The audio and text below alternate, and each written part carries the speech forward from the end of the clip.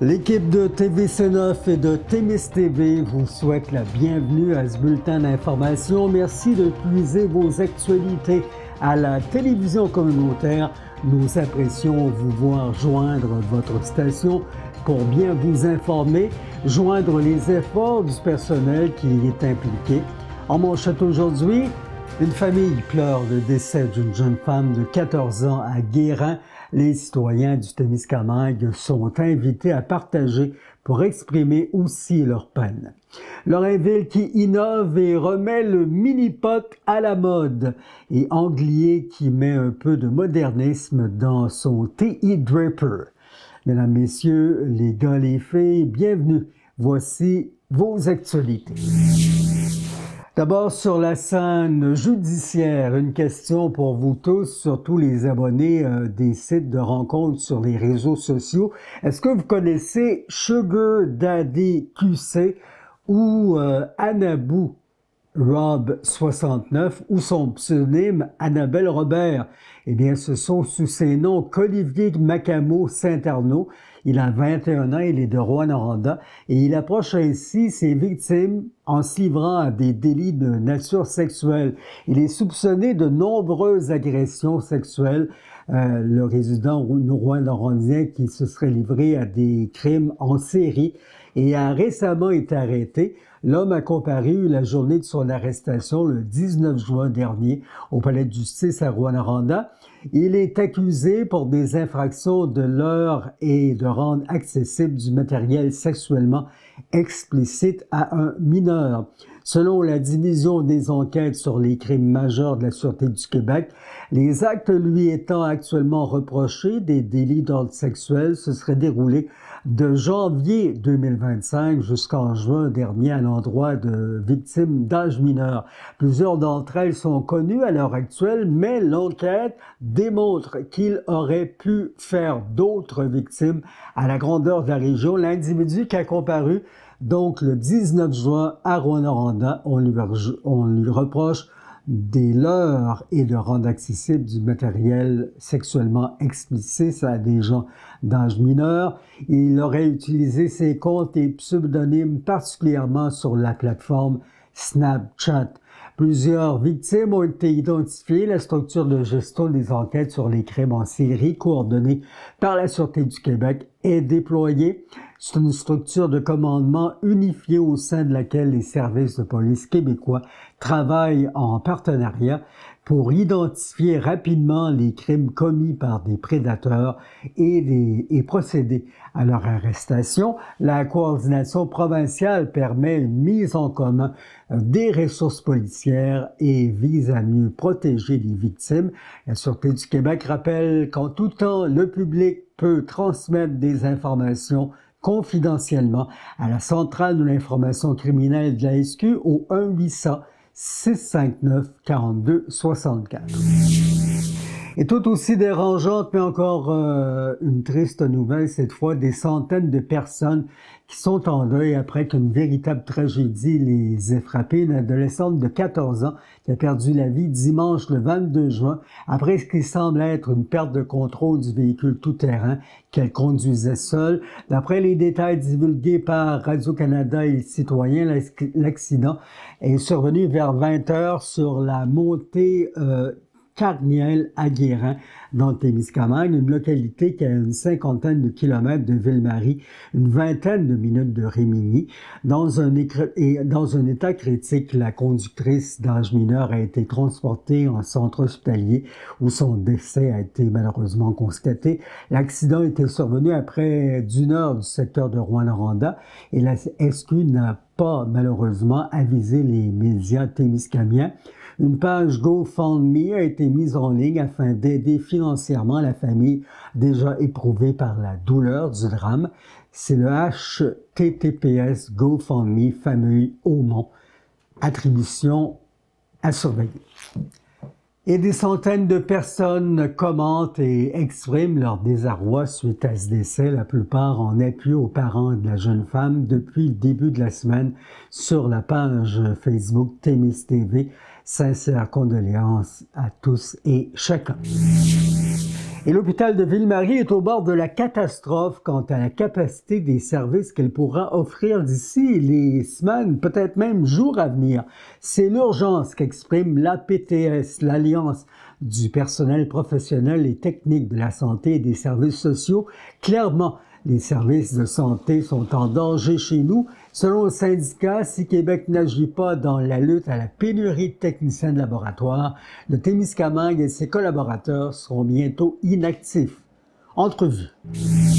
Alors, M. Véro, j'y vais tout de suite. M.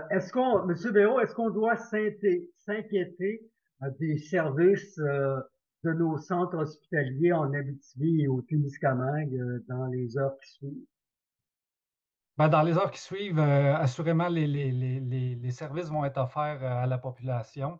Par contre, nous, ce qu'on veut décrier, c'est un peu le laxisme là, par rapport à l'attraction puis la rétention là, des technologistes médicaux en Abitibi-Témiscamingue du CUSM. Là. Le laxisme que le CUSM a actuellement sur le recrutement de technologistes médicaux pour l'Abitibi-Témiscamingue. On se retrouve dans une situation qu'on considère critique. Actuellement, là, on a 92 technologistes médicaux là, en région.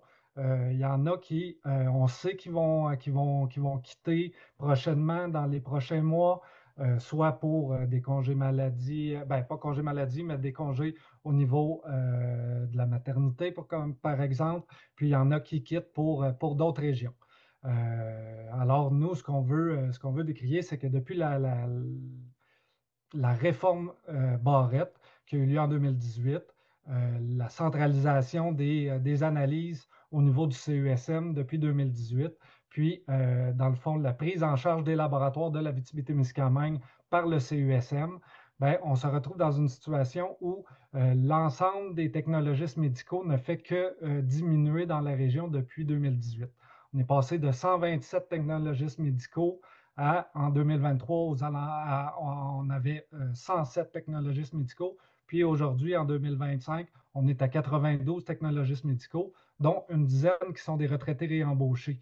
Ces personnes-là, ils effectuent leur travail, ils veulent que la population ait les services qui leur revient de droit. Là, je veux dire, la population au Québec a le droit d'avoir les mêmes services, qu'on se retrouve dans un centre plus éloigné ou dans un centre plus urbain comme à Montréal.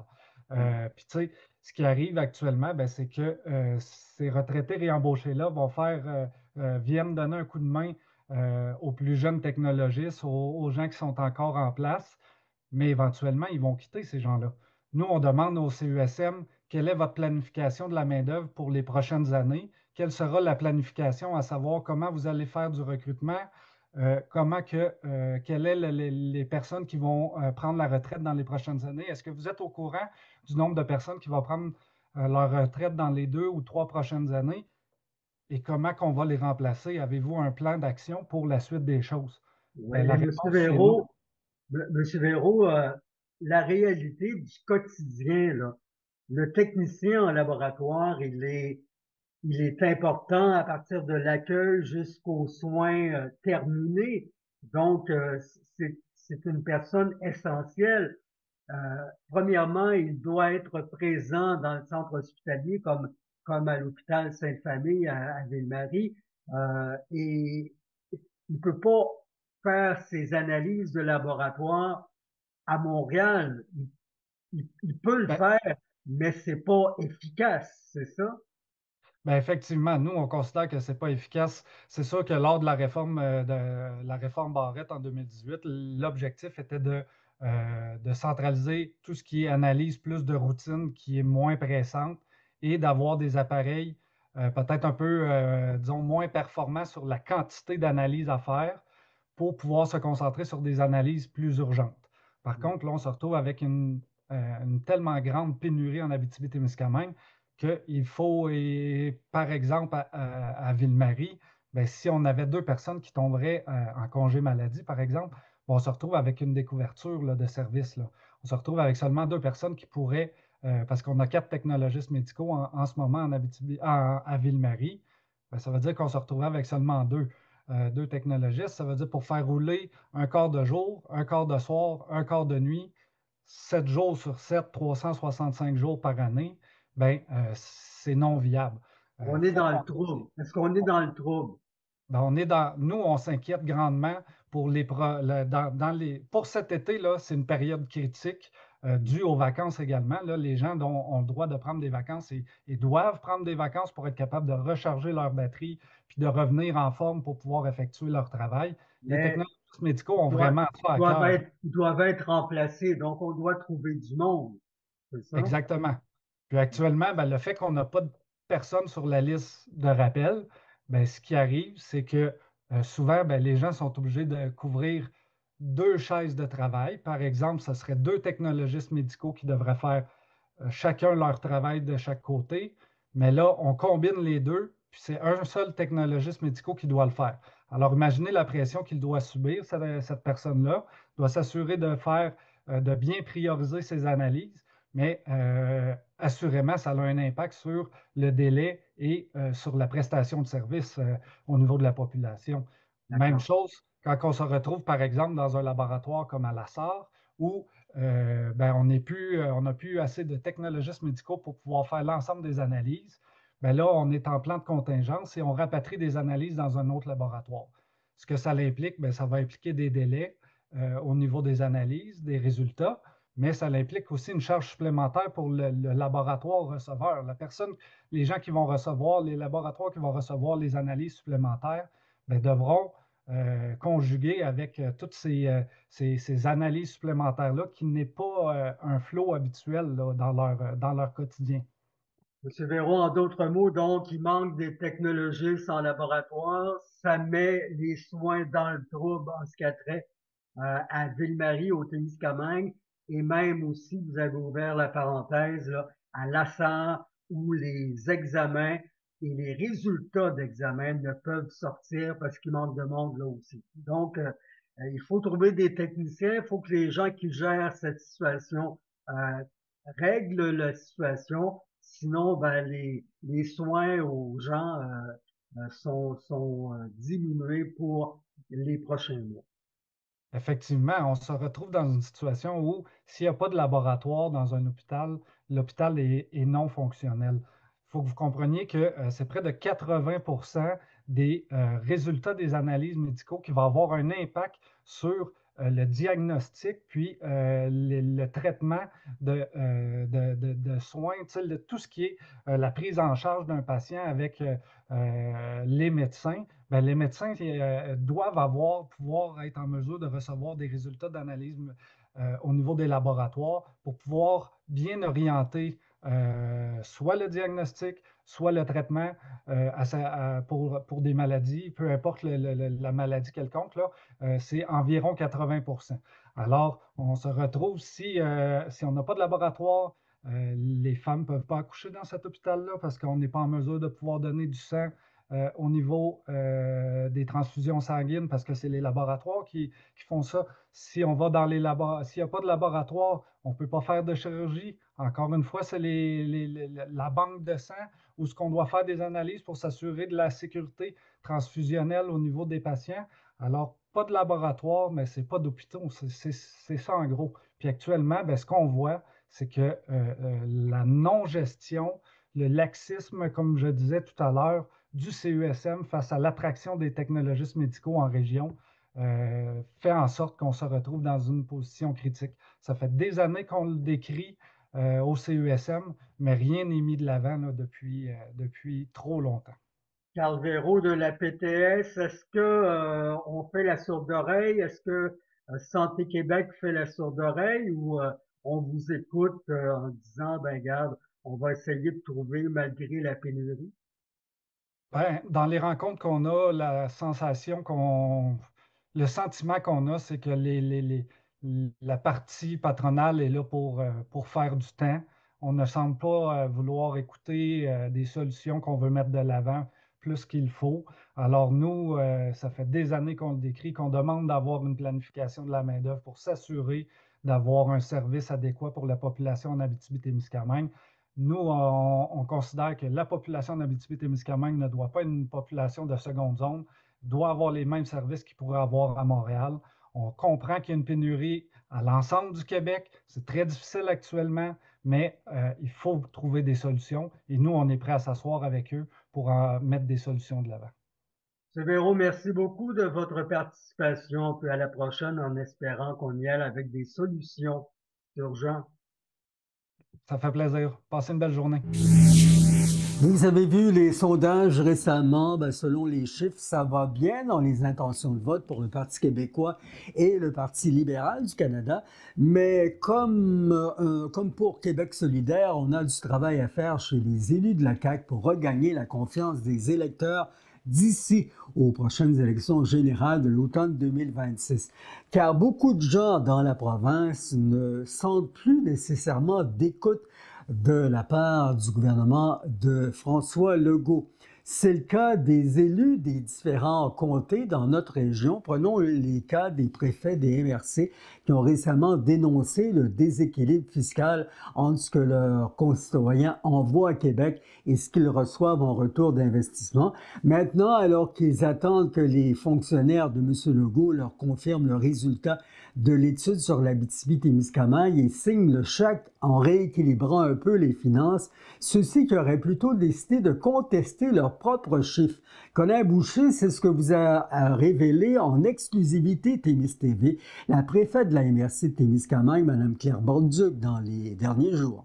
Oui, ils vont une information assez capitale que nous a transmis Claire Bolduc, la préfète de la MRC de Témiscamingue, au sujet du déficit budgétaire ici en région. Il faut se rappeler que le 9 mai dernier, la firme Aviseo Conseil, qui avait déposé un rapport là, sur le budget ici en Abitibi-Témiscamingue et sur combien d'argent l'Abitibi-Témiscamingue donnait au gouvernement par rapport à ce qu'elle recevait en retour. On parle ici d'un trou budgétaire d'entre 666 millions et 822 millions de dollars, Yvon. C'est quand même énorme. Le problème, Yvon, c'est que Mme Claire Bolduc nous mentionne qu'il y a 4 ministères à Québec qui ont reçu la commande de trouver l'erreur ou la faille dans ce rapport-là, au lieu peut-être de régler ce problème-là de déficit budgétaire. Claire Bolduc, et je cite, nous dit qu'on a toute la mesure de l'attention que le gouvernement porte aux régions avec cette simple commande. Les détails et l'entrevue complète seront disponibles au prochain bulletin, mais également sur à la nouvelle émission Immersion qui fera ses débuts ici à TV Témis au courant des prochaines semaines. La semaine dernière, et par plusieurs ministères qu'ils ont la commande de trouver l'erreur dans le rapport, qu'ils ont la commande de trouver les failles pour pouvoir répondre négativement à cette étude-là, on a toute la mesure de l'attention que porte le gouvernement, du peu d'attention que porte le gouvernement à l'ensemble des régions du Québec. Merci bien, Colin, et félicitations pour cette nouvelle. Merci. Comme pour la Fête du Canada, la joie des célébrations de notre fête nationale était fort présente au Témis la semaine dernière. Selon plusieurs, dont certains de notre équipe, l'une des plus grandes fêtes de la Saint-Jean au Témiscamingue s'est tenue à Lorrainville. C'est vrai qu'ils ne font pas les choses à moitié, c'est ainsi, quoi qu'il faut aller voir l'activité de d'autres bénévoles dans d'autres villes et villages, ce qui fait la beauté de cet hommage au Québec. Avant que la pluie ne s'invite, les Témiscaminais et Témiscamiennes qui sont sortis nombreux pour profiter des festivités dans une ambiance conviviale et familiale. Parents, grands-parents et enfants ont partagé de beaux moments, notamment lors du concours de hot dog auquel je n'ai pas participé, mais qui a fait bien des heureux.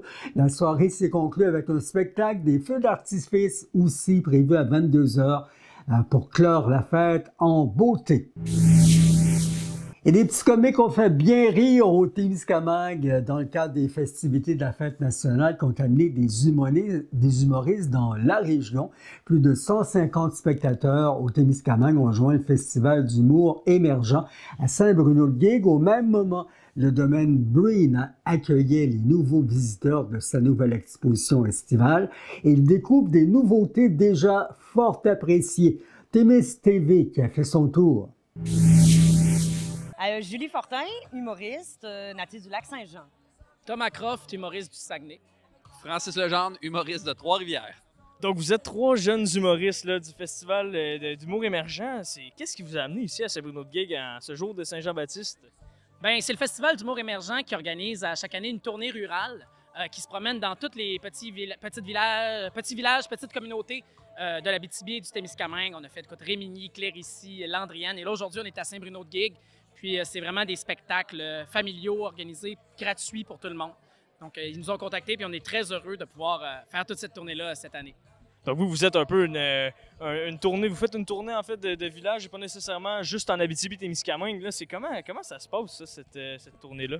Bien, ça se passe super bien. Puis honnêtement, moi, ce qui m'a marqué le plus, c'est la générosité des gens. Ils sont tellement contents que ça se passe chez eux. Puis nous, on vient de région, puis c'est le fun de donner accès à de la culture. Là où des fois, eux doivent se déplacer, tandis que là, c'est le spectacle qui vont chez eux, même s'ils n'ont pas de salle de spectacle. Même si on fait ça en plein air, à l'extérieur. Fait qu'il y a quelque chose de très, très convivial là-dedans aussi, très intime, qui est le fun, tu sais. Ouais, puis les gens sont archi gentils avec nous, là. Genre, on s'est fait donner de la viande, on se fait donner du miel. Le monde nous accueille chez eux, ils veulent parler avec nous autres. Il y a vraiment quelque chose de... Ça nous sort un peu de notre quotidien de la tournée des bars à Montréal, mettons. Vous en avez parlé un peu. Comment on l'a ressenti, ce public ici à Saint-Bruno-de-Guigue? Est-ce que c'était un bel accueil? Est-ce que le village est beau? Comment avez-vous trouvé votre expérience ici là, à Saint-Bruno-de-Guigue? C'était vraiment très cool. En plus, il fait genre 45 degrés. Fait que là, c'est une belle journée. On a tout du plaisir. Il y a beaucoup de gens.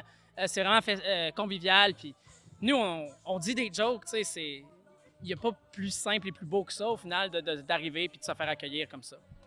En terminant, vous l'avez mentionné, vous venez un peu toutes des régions. Là. Comment est-ce qu'on aime ça performer devant les régions? Est-ce que c'est un peu votre péché mignon? Là? Ah, ben oui, c'est vraiment le fun. C'est le fun de sortir un peu de, justement, notre routine et notre classique. Là, là, on va à la rencontre des gens qui sont un peu moins dans notre quotidien, mettons. Là. Fait que c'est le fun de partager cet univers-là, partager ce qu'on vit, puis aussi d'avoir des retours là, de ça. C'est le fun de voir que ce qu'on dit, ça parle pas juste au monde de la rue Ontario dans le quartier Hochelaga. Ça parle à tout le monde, partout où on se promène. Là, merci beaucoup à vous 3. Hey, merci à toi! Merci! Et bon été, amuse-toi bien! Camille Dallaire, présidente du Festival d'humour émergent. Moi, c'est Jean-François Gibson, le vice-président du Festival d'humour de musique émergente. Je suis tout mélangé. Festival d'humour émergent de l'Abitibi-Témiscamingue. On l'a! Donc, c'est en cette Saint-Jean-Baptiste, ici à Saint-Bruno-de-Guigue, on a eu la chance de vous accueillir ici. Comment est-ce qu'on se sent là, ici à Saint-Bruno-de-Guigue? Ah, nous autres, c'est super trippant pour vrai. Là, les shows ruraux qu'on appelle. La tournée des shows ruraux, on l'a fait depuis 4 ans. Puis c'est la première année qu'on décide de venir au Témiscamingue. C'est vraiment trippant, là, l'accueil est génial. Là. Pourquoi avoir choisi ces 3 humoristes-là? Est-ce qu'il y a des critères? Est-ce qu'il y a des spécialisations qu'on cherche plus précisément? Pas particulièrement. On cherche des humoristes qui peut-être qui se connaissent un peu, qui vont avoir du plaisir à faire la tournée ensemble parce que c'est quand même 9 shows pendant 5 jours. Ils passent leur journée ensemble. Fait on prend évidemment des gens qu'on aime, qu'on sait qu'ils vont plaire, qui ont un humour qui se prête à ce genre d'événement-là, puis que c'est ça, qui vont avoir du plaisir ensemble en gang. Là. Vous l'avez dit, ça fait 4 ans maintenant que vous faites cette tournée rurale. Est-ce que c'est toujours dans les plans? Est-ce qu'on aime ça, faire le tour des régions un peu, des petites localités? Ben, en fait, pour être bien franc aussi, avec ça, nous autres, notre plan, c'est d'avoir des shows gratuits. Ça fait qu'on demande aussi de l'aide des commanditaires, les subventions aussi du gouvernement, puis ils embarquent beaucoup quand on parle de ruralité. Fait que nous autres, l'idée est partie de même parce qu'on trouvait ça le fun d'envoyer des humoristes ailleurs que dans les grands centres ou dans les salles de spectacle communes. Dans une cour ici en arrière ou dans un parking de dépanneur à Baudry. On trouvait ça vraiment drôle à la base. Puis là, finalement, on a vu que tout le monde embarquait. Là. Il y avait vraiment un gros mouvement. Comme pour dire, la première année, il y avait 3 villes, 3 villages en fait. Puis là, on est rendu à 9. Là. Ça fait que tu vois que ça grossit. Là. C'est un beau target. Là. C'est sûr qu'on continue à le faire. Vous êtes ici, là, au Domaine Breen, ici à Saint-Bruno-de-Guigue. Comment on se sent? Là? Est-ce qu'il y a une certaine nostalgie avec l'histoire de cette maison-là? Bien, c'est sûr que c'est super beau comme lieu, c'est patrimonial, puis la cour, c'est magnifique. Je pense pour la Saint-Jean aussi, il y a une belle ambiance, les gens sont sur le party, comme on dit, fait que je pense que c'est juste parfait, là. Ben, merci beaucoup. C'est déjà fini? On continue. Ah non, mais pour vrai, là, merci à la communauté du Témiscamingue de nous accueillir, c'est vraiment génial. Puis mixer ça avec la fête nationale, sérieux, Ben oui, c'est un timing parfait, puis sérieux, check ça. Check ça, check ça. Tout le monde est de bonne humeur. Ouais. Puis il fait beau. Oui. Il fait chaud, mais il fait beau. Il fait chaud, mais il fait beau. Exact, merci. Merci. Lynn, une grosse journée ici au Domaine Breen. Le Festival Humour Émergent qui vient ici faire un spectacle devant le Domaine Breen, à l'arrière du Domaine Breen plutôt. Comment l'idée vous est venue au Domaine Breen de ce genre d'événement ici à la Saint-Jean-Baptiste? En fait, l'idée, c'est le Festival d'humour émergent de Val-d'Or qui ont sollicité certains endroits, dont à Guigues. Et en fait, c'est la municipalité qui ont accepté des engagés et ils nous ont offert qu'on puisse le faire ici dans les jardins du Domaine Breen. Fait qu'on on a dit oui. On était très contents. De là vient, on s'est dit, tant qu'à faire ce beau festival-là des jardins, on fait une Saint-Jean-Baptiste. Ça fait que c'est venu et là, tout est ensemble. Et le meilleur des deux mondes. Le meilleur des deux mondes. Et là, on a une belle participation. On est très contents. Et il fait beau, il fait chaud, mais il fait beau. Il fait très chaud. Parlez-moi un peu de la participation ici. Est-ce qu'on est satisfait, que ce soit des gens ou même des autres, des musiciens et autres? Ah bien, absolument. Je peux dire que le village, on continue, le village de Guigues, c'est des gens qui s'impliquent. Il y a beaucoup de bénévolat. Fait que lorsqu'on a décidé de le faire, ben c'est ça, on a un comité récréatif qui nous a aidés aujourd'hui à monter les chapiteaux, tout ça. Et en fait, les deux chansonniers, c'est deux personnes qui vivent à Guigues aussi, qui chantent ensemble depuis qu'ils sont à la retraite. Et ils sont très, très bons. Sinon, parle-moi un peu des activités qui se déroulent. Là. On passe peut-être au maquillage, au stand-out dog. Ouais, dans le cadre là, de la Saint-Jean, en fait, c'est ça, on débutait avec le festival d'humour. On a les chansonniers. Par la suite, il va y avoir de la musique, il va y avoir de la danse. Si les gens veulent chanter, une ambiance de Saint-Jean. Il y a aussi du maquillage pour les enfants. La vente de dog, on a laissé les sous, en fait, à un comité qui ramasse de l'argent pour les enfants malades. Fait que eux, et c'est sûr qu'aujourd'hui, il y avait une visite du Domaine Breen à l'intérieur, une visite guidée de nos guides, qui était gratuite. C'était offert à tous. Et en face, à l'église, il y a une exposition d'art. Fait que nos guides vont, si des gens veulent aller voir l'exposition, fait que ça fait un tout qui est culturel, varié. On a une bonne offre de service ici là, au Domaine Breen à Saint-Jean. Finalement, parle-moi un peu du Domaine Breen. Comment on amorce cette saison estivale? C'est déjà amorcé. Qu'est-ce qu'on s'attend là, cet été au Domaine Breen? On s'attend d'avoir beaucoup de touristes. On veut avoir beaucoup de touristes. On a aussi une nouveauté au Domaine Breen cette année. C'est la cantine qui s'appelle Murmure de Nadia, qui fait des desserts extraordinaires et qui fait de la nourriture excellente. Fait que ça, c'est nouveau. C'est un plus. Et entre ça, ben, c'est sûr qu'on continue les visites guidées, là. Merci beaucoup, Lynn. Ça fait plaisir. C'est le début de la saison touristique aussi depuis lundi dernier à la Maison du Frère Moffett à Ville-Marie. La semaine des Autochtones était aussi célébrée à la Maison du Frère Moffett parmi les 15 dates importantes au calendrier pour la saison. Une journée africaine, du cinéma-causerie et la journée de la poésie sont à l'affiche. Elle mérite, elle, toute la douceur des mots de la poésie, justement, mais malheureusement, bien des femmes vivent le contraire. Depuis le début de 2025, 5 d'entre elles ont été victimes de féminicide et 10 000 victimes de violences attendent leur place en maison d'hébergement. Et en ce moment, au Québec, pourtant, des situations incompréhensibles demeurent ici, dans la région notamment. C'est pourquoi l'Alliance des maisons d'hébergement, deuxième étape, est le regroupement des maisons pour femmes victimes de violences violences conjugales unissent leur voix pour dénoncer une situation inacceptable. 2 projets de maisons d'hébergement pour femmes victimes de violences dont le financement a été confirmé par la Société canadienne d'hypothèques et de logement viennent de perdre leur soutien financier. Les 2 projets visés, portant sur le point de démarrer leurs travaux, se retrouvent pris au piège d'un enchevêtrement bureaucratique. Des demandes contradictoires et irréalistes sont survenues, telles de la part des différents paliers de gouvernement. On en discute puisque la région y est mêlée avec l'une de ses porte-paroles. Voici l'entretien Zoom là-dessus. Je suis coordonnatrice du volet habitation à l'Alliance des maisons d'hébergement de deuxième étape. C'est une nouvelle alliance récente parce que les maisons deuxième étape le sont.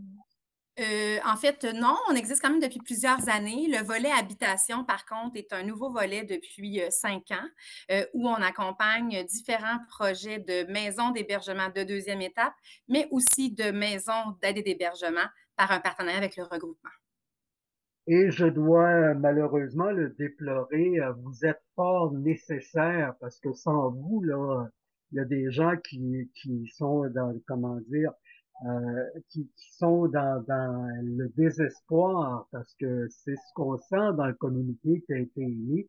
Les maisons d'hébergement deuxième étape, c'était une belle victoire, on doit le dire, pour les victimes de violence. En tout cas, c'est ce qu'on pouvait apercevoir en disant, ben voilà, on y va justement, comme le dit le nom, d'une deuxième étape pour aider les femmes et les enfants, et les personnes victimes de violence et leurs enfants.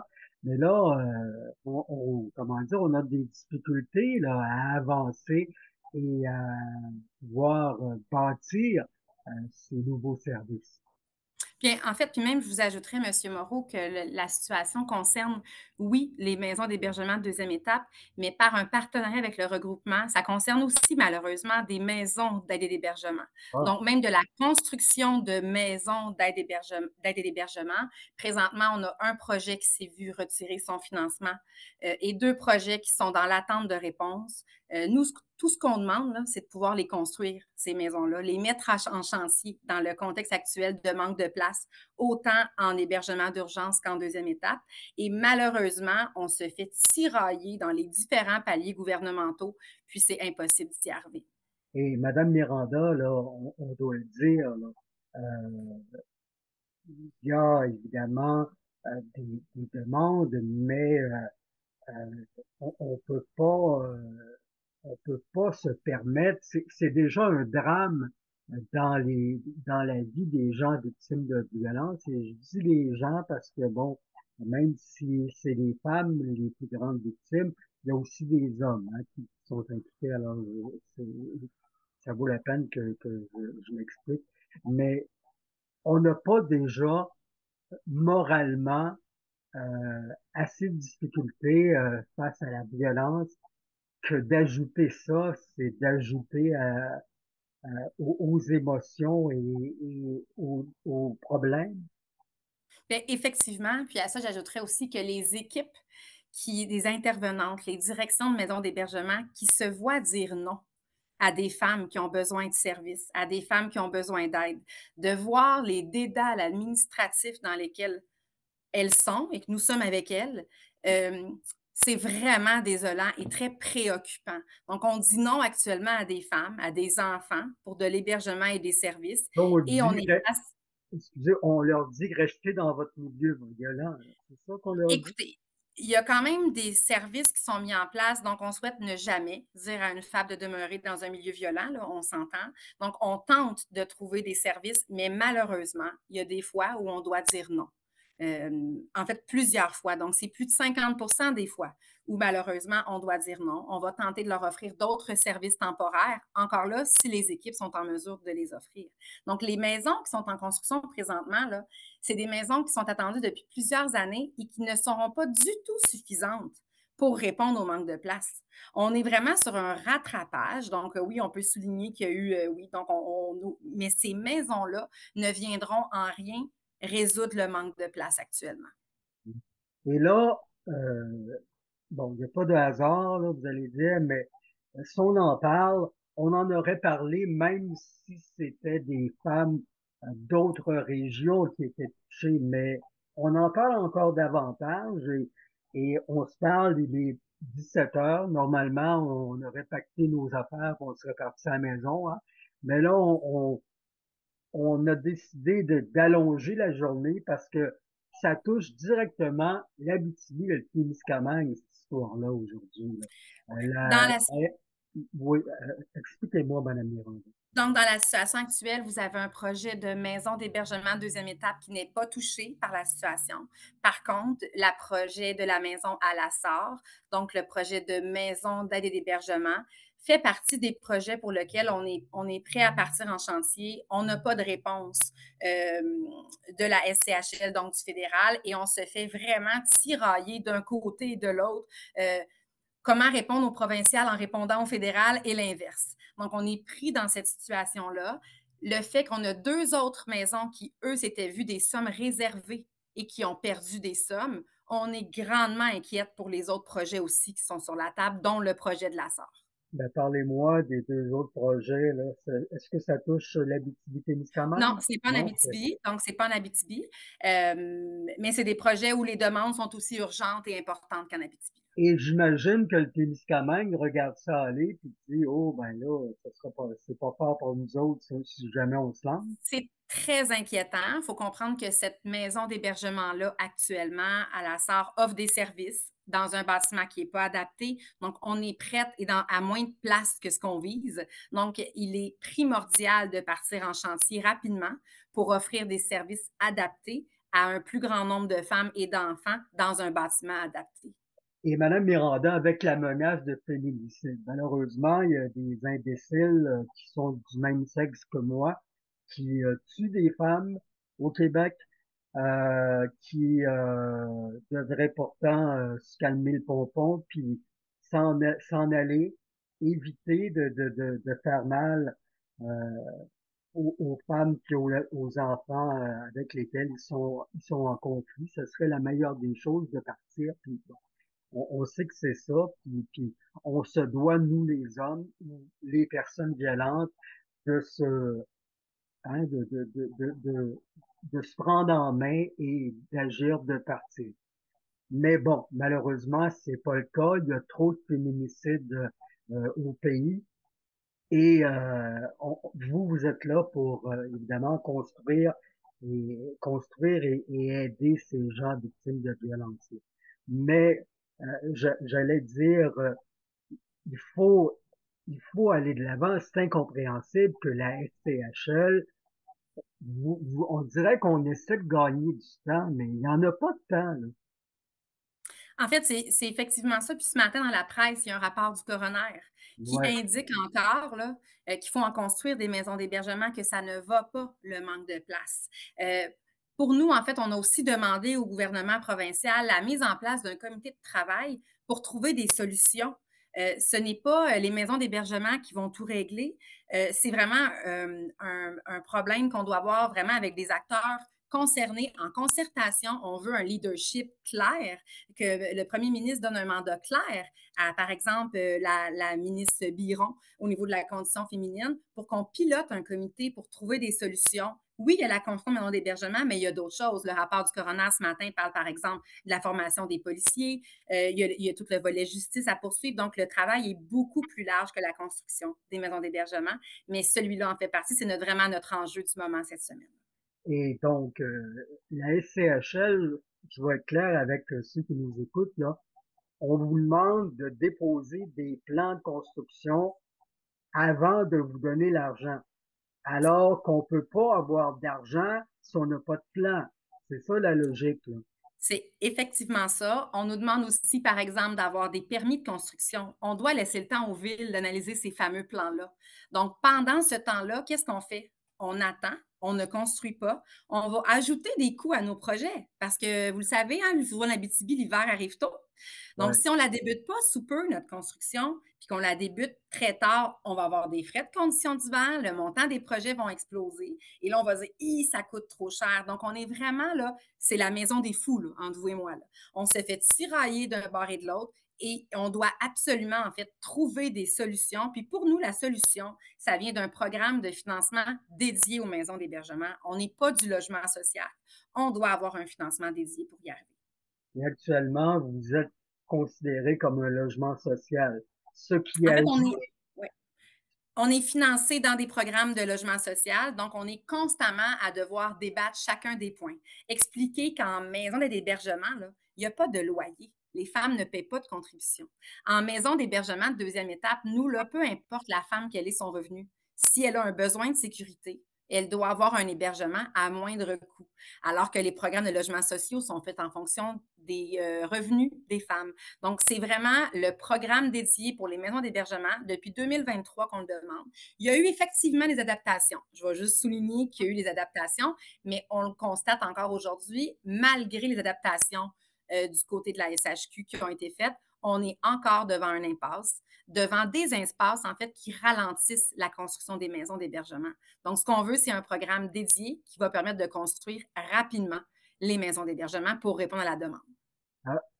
à la SAR, est-ce que c'est la chrysalide, c'est ça le C'est dossier? l'Émeraude. Le nom de l'organisme, c'est la maison L'Émeraude. D'accord.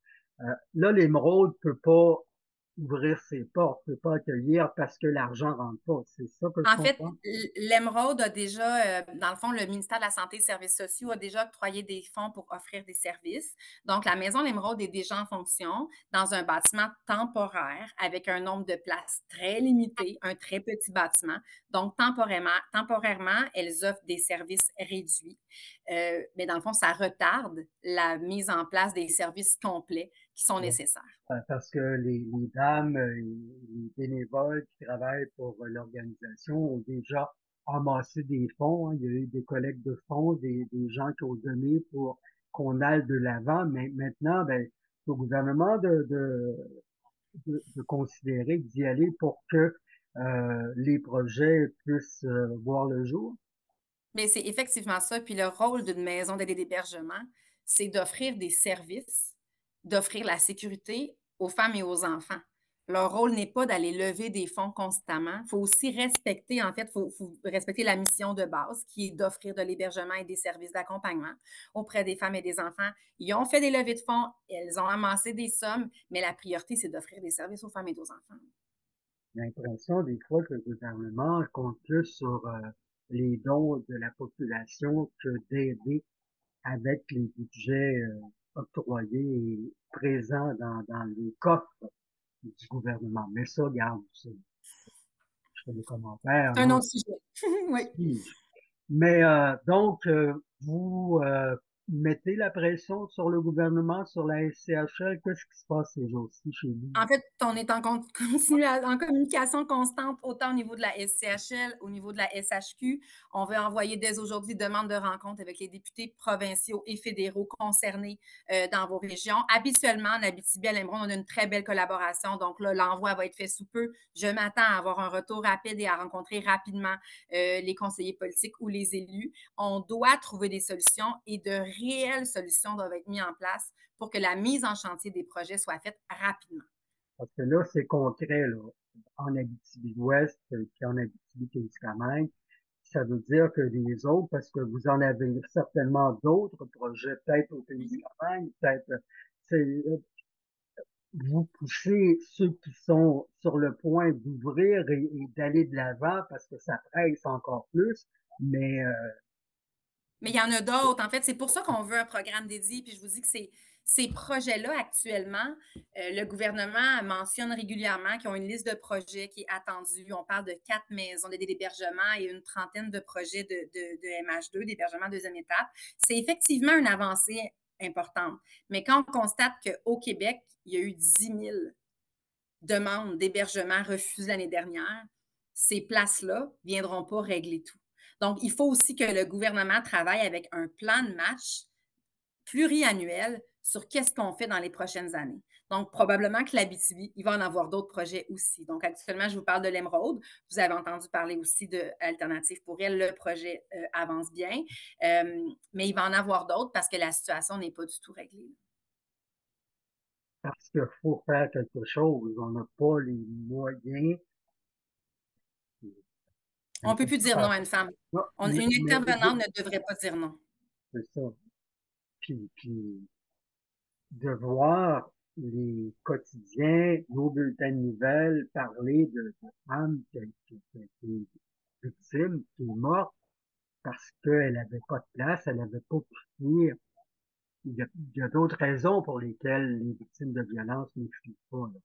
On n'a pas tout dans le panier. Mais la majorité, c'est parce qu'elles n'ont pas pu partir puis être hébergées ailleurs par des spécialistes, par des gens qui s'occupent d'eux. Et ça, à chaque fois. J'ai une collègue qui donnait l'exemple des pompiers. Les pompiers sont une bonne partie du temps dans leur caserne de pompiers à attendre un appel, mais les effectifs ont été calculés pour s'assurer qu'ils sont toujours en mesure de répondre à un appel et un incendie. Bien, nous, ce qu'on se dit, c'est qu'une femme qui appelle et qui demande de l'hébergement, ce qu'on souhaite, c'est d'être toujours en mesure de pouvoir l'accueillir en hébergement. Donc, comme les pompiers, idéalement, on aurait des places de libre pour être toujours en mesure d'y répondre. Sachez que nos équipes font des pieds et des mains. Il y a des maisons d'hébergement dans leurs locaux temporaires qui ont souvent plus de bureaux parce que les bureaux vont être transformés en chambres. Elles font vraiment tout pour éviter de dire non à des femmes et à des enfants. Mais malheureusement, il y a des moments où c'est impossible. Et c'est là où, par contre, on leur offre des services. Entendons-nous, on essaie le plus possible d'aider, mais il y a des limites au bâtiment et il y a des limites à ce que les équipes sont capables de faire. Et présentement, les financements ne sont pas à la hauteur pour répondre aux demandes. Est-ce qu'on arrive quelquefois à ramener de la logique dans tout ça? Mais il faut aimer notre travail. Moi, je vais vous dire qu'il faut aimer notre travail. Il y a des équipes dévouées. En fait, moi, je vous le dis, il y a vraiment des équipes dévouées. Mais de voir cette situation avec les incohérences gouvernementales, c'est vraiment dérangeant parce que quand on les a au bout du fil, les femmes, puis qu'on leur dit non, puis qu'on voit qu'on pourrait en avoir des places de plus, là, on pourrait, là. Alors qu'on est pris dans de la normite, que je peux vous dire, là, dans suivre des normes qui ne font pas sens. Il faut se ramener, il faut que ce soit des gens de cœur. Donc, il faut se ramener à notre mission de vouloir aider ces femmes et ces enfants-là. Mais je vous dis que ce n'est pas tous les jours facile, là. Madame Miranda, merci d'avoir pris 17 minutes de plus dans votre journée de travail. Moi aussi. Merci à vous. On se remercie ici. Et en souhaitant que la SCHL comprenne qu'un plan sans argent, ça monte pas beaucoup. Merci, madame. Merci à vous. Bonne soirée. Politique provinciale, Québec solidaire qui ne lâche pas prise, un des aspirants au poste de co-porte-parole de Québec solidaire, de QS, est passé dans la région à quelques heures du dernier week-end. Originaire et habitant la Gaspésie, le docteur Yves Bonnier-Vigier débutait sa campagne avec un arrêt à Rouyn-Noranda. Bienvenue au Témis. C'est avec ces trois mots que les gens de Place aux Jeunes et le Carrefour Jeunesse Emploi du Témiscamingue ont accueilli les nouveaux arrivants, qu'ils soient d'autres pays ou d'autres régions. Ça s'est passé vendredi dernier à Ville-Marie. Réciproquement, heureux de partager un nouveau milieu de vie, Marion Allais, ses collaborateurs et invités étaient tout sourire dans la réunion. Avez-vous visité le T.E. Draper dans les dernières années, hein? Jean du Témiscamingue et de l'Abitibi, du nord-est ontarien? D'ailleurs, Anglier et ses gros barrages vous attendent, mais surtout les nouveautés électroniques, ben oui, de ce vieux complice de la drague. Ouais, c'est jeudi le 20 juin qu'a eu lieu le dévoilement de la nouvelle exposition permanente du musée, expo qui comporte plusieurs changements interactif à souhait, un nouveau style qui souhaite donner une approche plus moderne aux faits historiques présentés sur le site.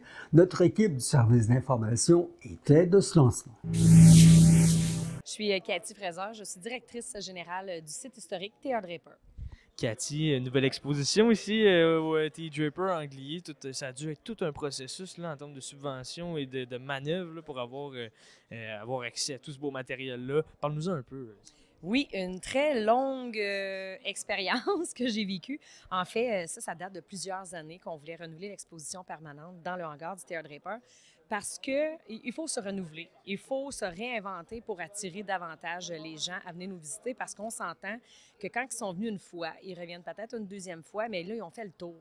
Donc, c'est comprenable, on fait pareil, on ne va pas voir les sites à maintes reprises, à part que si on a des activités spécifiques, mettons des journées spécifiques. Donc, on n'a pas eu le choix de se renouveler. Ça a commencé dans les années 2021, tout de suite après le COVID. On le voulait le faire avant, mais cet épisode-là est arrivé. On a dû repousser, en fait, nos projets. Et là, on a fait une demande de subvention en 2022 qui, malheureusement, a été refusée à cette époque-là au ministère de la Culture et des Communications du Québec. Donc, on n'a pas abandonné, même si j'aurais voulu abandonner, parce que c'est très compliqué. Faire des demandes de subvention, c'est très demandant, ça prend beaucoup d'heures. Mais en 2023, là, j'ai refait une nouvelle demande parce que le projet a sorti, l'appel de projet. Et là, ça a été accepté. On a aussi eu des subventions de Événements Attractions Québec, la Caisse des Jardins du Témiscamingue. On a aussi la MRC de Témiscamingue qui nous ont aidés, le Conseil de la culture de l'Abitibi-Témiscamingue. Donc, c'est tous grâce à eux que cette exposition-là, elle est là en ce moment. Sans ces subventionneurs-là, on ne pourrait pas rien faire. On est un organisme à but non lucratif, donc une chance qu'on les a. Puis, c'est ça. Fait qu'en fait, avec tous, grâce à ça, on a pu renouveler l'exposition permanente. Comment est-ce que ça s'annonce ici, mais mis à part la nouvelle exposition, comment ça s'annonce la saison estivale au TD Draper et au chantier Gédéon? C'est dur à dire à l'avance parce qu'on espère toujours plus, mais je suis assurée qu'on va recevoir beaucoup de visiteurs parce que, étant donné que c'est nouveau, on est quand même un site réputé au Témiscamingue, en fait, dans le sens que les gens viennent nous voir en bon nombre durant la saison touristique, même si on est un petit village anglier que les gens doivent faire un détour pour venir nous voir. Les gens le font, le détour. Fait que on se souhaite une très belle saison touristique. C'est très bien parti. On se souhaite du beau temps. Pas trop de chaleur parce qu'on s'entend quand il fait chaud. Nous, on n'a pas d'air climatisé. Fait qu'il fait aussi chaud à l'intérieur, mais du beau temps et plein de beau monde. Vous l'avez mentionné plus tôt dans votre discours, vous êtes le 3e site ici au Témiscamingue qui a le plus de visiteurs durant l'été? Oui, exactement. C'est pas quelque chose qu'on dit partout habituellement, mais oui, on est fiers de ça. C'est impressionnant parce que, comme je le dis, Anglier, à peu près 250 à 300 habitants, là, c'est une petite municipalité et les gens viennent quand même. Mais tu sais, la nature, le lac qui nous entoure, je pense que c'est ça qui fait en sorte aussi que notre site est beau et réputé. En terminant, si on parle d'un portrait plus global, qu'est-ce que ça réserve l'avenir ici au TD Draper et au chantier Gédéon à Anglier? On a toujours des projets. Là, pour l'instant, je vais mettre les projets sur la glace parce que celui-là a été un gros projet. On n'en fera pas, mettons, dans les prochaines années, un aussi gros, mais il faut toujours entretenir nos musées, créer des activités pour attirer les gens davantage. Mais moi, je vois un bel avenir. Écoute, je souhaite d'être encore là quelques années, mais ça fait quand même, ça va faire ma 18e année que je commence. En tout cas, on est fiers de notre site, puis on va essayer dans le futur que ça évolue encore davantage, puis de voir autant de gens qu'en ce moment. Merci beaucoup, Cathy. Bien, ça me fait plaisir. Benoît Baudrigourt, je suis consultant en patrimoine et histoire et j'ai travaillé comme consultant au contenu historique pour la corporation Les Promoteurs d'Anglier, qui sont responsables du site du Théâtre Draper et aussi du camp de Gédéon. Monsieur Baudrigourt, vous êtes là un peu le correcteur, là, celui qui révise les textes, si on pourrait le dire, ici à l'exposition, la nouvelle exposition des TD Draper. Comment est-ce que ça s'est passé, là, cette correction, ce processus? La firme Créo, qui a développé le concept, le design, a aussi écrit les textes, profité des entrevues que j'avais faites dans les années 80 avec des capitaines du Draper, des draveurs, des hommes de pont, là, ce qu'on appelle un decken, en bon français, un homme de pont. Et ma tâche, c'était au niveau des contenus historiques, je validais les textes et aussi j'amenais des commentaires sur tel aspect a été escamoté, n'a pas été mis assez en relief, ainsi de suite. Tout ce qui était la terminologie qui était très anglophone. Hein? On parle de Deccan, on parle de Boom, ainsi de suite. On parle un Boxa au lieu d'un Archet, tout ce qui est les gaffes, ainsi de suite. Donc, veiller à la terminologie. Et aussi faire des commentaires avec Carl Johnson, qui était lui plus le consultant pour la muséologie. Les systèmes immersifs qu'on appelle, là, le Godin d'or, ainsi de suite, de valider les contenus, puis les termes, ainsi de suite. Donc, on a travaillé beaucoup avec la directrice générale, là, Cathy, à faire en sorte que l'exposition de plus en plus prenne forme au fur et à mesure. Et aujourd'hui, comme la plupart d'entre nous, je vois le résultat, là, parce que j'ai vu des maquettes, là, mais des maquettes en 3D, là, je les vois réellement comment c'est fait. Et la firme a dû tenir compte que, contrairement à d'autres sites, le hangar n'est pas chauffé en hiver. Donc, en termes d'électronique, pour avoir fait, moi, la première exposition en 2015-2014, on avait de l'électronique, des téléviseurs, parce qu'à l'époque, les techniques étaient moins sophistiquées. Donc, il fallait, chaque automne, enlever toute la quincaillerie qui était des lecteurs CD, des gros téléviseurs, parce que si ça gèle, ça fait du verre de gris, c'est contact, puis tu en as pour une fortune. Donc, c'était très demandant, tandis qu'eux ont vraiment tenu compte des systèmes, là. Tout ça, les aimants, oui. C'est de l'interactif, mais où les contacts sont pas fragiles au froid. À part l'écran, là, dans la section, les ingénieurs, là, l'atelier, c'est sûr qu'ils vont sortir l'écran, mais tout le reste, d'après moi, ça passe l'hiver. Là, les stick phones, ça reste là. C'est assez simple, comme c'est une puce. Hein? Quand tu décroches, c'est une puce qui est... Oui. Puis, tu sais, c'est pas un lecteur MP3, là, c'est une puce, c'est tout petit. Parlons un peu du résultat. On est ici, c'est l'inauguration officielle. Vous êtes entré en même temps que tout le monde. J'imagine que vous l'avez vu un peu avant tout le monde. Mais du résultat, du point de vue des gens, comment est-ce qu'on est fiers de ce qu'on a accompli ici au TD Draper? Je pense que oui. Une belle exposition qui a un côté attractif à la fois pour toutes les clientèles, les groupes scolaires. Hein, tu as vu, il y a beaucoup d'interactifs qui sont faits pour les groupes scolaires, mais qui font appel à ton acquisition de connaissances. Oui. Bien, en venant ici, tu découvres des métiers, des outils, ainsi de suite, mais ils t'interpellent dans les interactifs, là, que ce soit ça ou ainsi de suite, pour valider ton acquisition de connaissances. Et c'est ludique jusqu'à un certain point. De plus en plus, les expositions pour les sites historiques vont vers l'expérience. C'est plutôt expérimentiel plutôt que éducatif au sens le plus strict du terme. L'exposition qu'on avait faite en 2010 était beaucoup plus éducative. C'est-à-dire qu'il y avait plus de contenu textuel parce que des interactifs, c'était moins développé à l'époque. Tandis que là, il y a beaucoup plus t'interviens, c'est beaucoup plus interactif. Oui, mais il y a beaucoup de choses comme la grande carte, ils ont repris les cartes qu'on avait. Nous, on avait une grosse carte ici sur ce mur-là, puis c'était avec des pitons, là. Puis il y a une lumière qui s'allumait. Gracinaro pèse sur un piton, puis l'endroit s'illumine. Ça, c'était les interactifs il y a 15 ans. Ouais, c'était moderne. Merci beaucoup, M. Baudrigaud. Ça me fait plaisir. Enfin, on ne fait pas les sports à moitié chez nous cette semaine grâce aux idées des Lorrains-Villois et Lorrains-Villoises. Pour débuter l'été, la ville qui se fait vintage en ramenant le mini-pot, au Témiscamingue. Pour les plus vieux, on revient dans les souvenirs alors que la jeunesse découvre du plaisir en 9 trous, mais surtout le fameux Ford qui annonce la venue probable d'un trou d'un coup.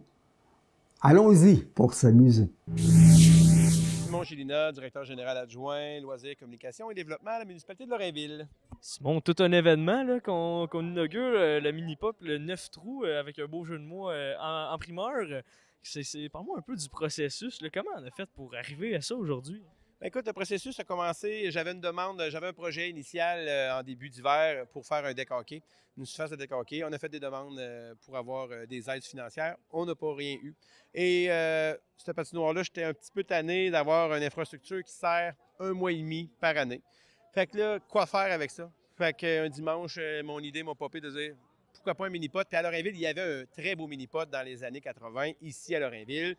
Fait que c'était un beau clin d'œil de ramener ça dans la municipalité. Fait qu'on s'est dit, ben garde, on repart ça. Puis, tu sais, c'est un parcours qu'on a construit de A à Z aussi. Là. Parce que c'est quelque chose, là. C'est un beau mini-pot, c'est des choses empruntées. Comment on a fait pour trouver tout ça? Avec quelle aide? Bien, beaucoup d'imagination. Premièrement, c'est ça, on y a pensé de A à Z. Fait que oui, le concept, on y était pensé, puis c'est une thématique agricole, parce qu'à Lorrainville, on n'a pas de lac, hein, on va se dire. On est quasiment une des seules municipalités qui n'en a pas.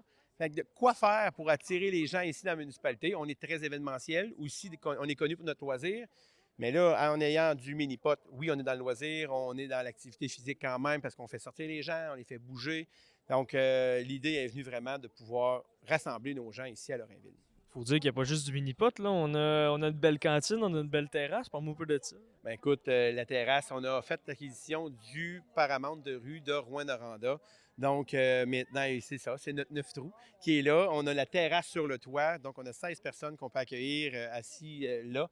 Et sinon, on a refait une belle terrasse là, dans la cour entre le Centre Richelieu et l'École Marcel-Raymond, où les gens pourront déguster, parce que, bien sûr, dans la cantine, on a un service de bar pendant les week-ends, mais pendant toute la semaine, on peut déguster des produits vraiment locaux. Fait qu'on a travaillé très fort pour pouvoir vraiment mettre en valeur nos artisans lorrainvillois le plus possible. Donc, on a des pogos gaufriers avec les saucisses de la boucherie Le Maniac, on a le fromage au village, on a l'Aîné Sylvain. Ces gens-là de Lorrainville qui sont vraiment là. On a aussi Extrême Boréal qui est là. Fait que vous allez avoir des planches de charcuterie avec des fromages, des raisins. Puis on voulait offrir quelque chose qu'on ne retrouve pas nécessairement ici à Lorrainville ou peut-être même au Témiscamingue, de goûter. Parce que quand on va ailleurs puis qu'on va faire des visites, on veut goûter à ce qui se passe, à ce qui se produit dans les autres régions. Là, on arrive ici à Lorrainville, les gens qui viennent au Pémican, qui viennent un peu partout, bien, ils vont pouvoir venir découvrir puis déguster des produits qui sont faits localement. Puis on en est fiers. On a aussi les glaçons glacés de Émilie's Lessard-Terrien, on a les produits d'érable des petits doigts collants de Saint-Bruno-de-Guigue. C'était important pour nous autres d'aller chercher ça. Fait que moi, agriculteur dans le temps, donc c'était important pour moi de mettre en valeur ces artisans-là agroalimentaires. Fait que, puis d'avoir un lieu rassembleur, puis tu sais que tous les âges peuvent avoir du plaisir. Parce que là, ici, le soir, là, il y a des soirées la fin de semaine, on est ouvert jusqu'à 10 heures. Fait qu'il y a des ados qui vont pouvoir venir jouer, tu sais, c'est les jeunes adultes, les personnes âgées, c'est vraiment accessible, c'est le fun. Puis pendant notre parcours, bien là, on a la coop Géraïa qui a travaillé avec nous autres. Fait qu'on est allé chercher un peu l'intelligence artificielle. On a notre fermier Armand qui est là, qui vous suit tout le long du parcours. Il vous accueille, mais après ça, il vous suit. Fait que là, on est en train de l'instaurer. Tranquillement, il va y avoir de plus en plus de fermiers Armand qui vont parler à chacune des stations. Mais il vient démystifier des fausses pensées, des faits agricoles. Qu'est-ce que c'est l'agriculture exactement? Fait qu'on est vraiment fiers de ça. En gros, je comprends que c'est une offre bonifiée, une offre très diversifiée qu'on a pensé, on a calculé ici à Lorrainville. Mais tout ce travail-là, tout ça, dis-moi Simon, ça a coûté combien ça à la municipalité de Lorrainville? Bien, avec l'achat du conteneur, c'est sûr que c'est un investissement d'environ 70 000 $, mais on va chercher quand même beaucoup d'aide. On a des beaux commanditaires qui sont là avec nous autres. Ils sont là puis ils nous appuient. On a des Desjardins, on a des Connect Kubota, on a des fermes, tu sais, les fermes ici locales. Fait qu'on est content qu'ils soient là, qu'ils nous appuient, des PS, des broussaillards. C'est des belles entreprises, puis on lui a fait des beaux clins d'œil parce que justement, ils se retrouvent, eux, dans ce parcours-là, puis on est content de les accueillir. Puis là, vous allez pouvoir voir aussi dans le parcours les images. Imprimaction nous a fait des alu-panels avec des images d'animaux, des silhouettes qui sont juste écœurantes. Fait que c'est de montrer c'est quoi qu'on peut avoir au Témiscamingue. On n'a pas besoin d'aller ailleurs pour avoir des belles choses, puis on est capable de vraiment aboutir à un résultat comme celui-là. Un nouveau loisir qui s'offre à Lorrainville, très divertissant, très intéressant. Merci beaucoup.